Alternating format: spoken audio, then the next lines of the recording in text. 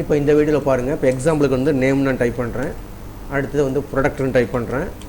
இப்போ டைப் பண்ணும்போது பாருங்கள், இந்த ஃபேஸ் இருக்குது பார்த்தீங்கன்னா, இந்த ஃபேஸ் என்ன செய்யும் இப்படி தான் அட்ஜஸ்ட் பண்ணுவோம் நம்ம. அதுக்கு என்ன செய்யலாம், ஒரு ப்ரோக்ராம் ஒன்று எழுதிட்டோம்னா ஆட்டோமேட்டிக்காக வந்து அப்டேட் ஆகிடும். எப்படின்னு பாருங்கள். இப்போ எக்ஸாம்பிள் பாருங்கள், இந்த மாதிரி இருக்குது.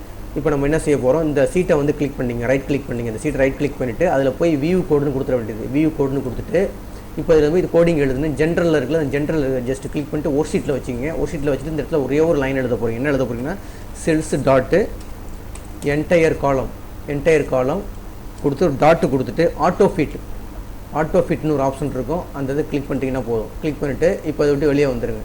இப்போ இப்போ அந்த சீட்டுக்கு வந்துடுங்களேன். இப்போ எக்ஸலுக்கு வந்துட்டிங்கன்னா இப்போ இந்த சீட்டில் போய் நீங்கள் டைப் பண்ணுங்கள். இப்போ இந்த இடத்துல எக்ஸாம்பிளுக்கு போய் பாருங்கள், ஆட்டோமேட்டிக்காக மாறிச்சு பாருங்கள். நேம்னு வந்துருச்சு, ப்ராடக்ட் வந்துருச்சு. இந்த இடத்துல வந்து குவான்டிட்டின்னு கொடுக்குறேன்.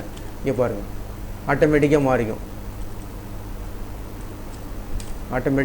இப்போ இந்த வந்து ப்ரைஸ்னு அடிக்கிறேன். இங்கே பாருங்கள், ப்ரைஸ்னு அடித்து ஆட்டோமேட்டிக்காக மாறிச்சு. இப்போ எக்ஸாம்பிளுக்கு இந்த இடத்துல போய் முகமது இக்பால்னு அடிக்கிறேன்னு வச்சுக்கலாம், என்ட்ரு. அப்போ என்ன செய்யும், இதுக்கு தகுந்த மாதிரி ஆட்டோமேட்டிக்காக மாறிக்கும். அப்போ அந்த ஒரே ஒரு நீங்கள் கோடிங் எழுதிங்கன்னா உங்களுக்கு வந்து என்ன செய்யும், நீங்கள் டைப் பண்ண அந்த காலத்தை வந்து ஆட்டோமேட்டிக்காக அதே வந்து ரீஅரேஞ்ச் பண்ணிக்கோங்க.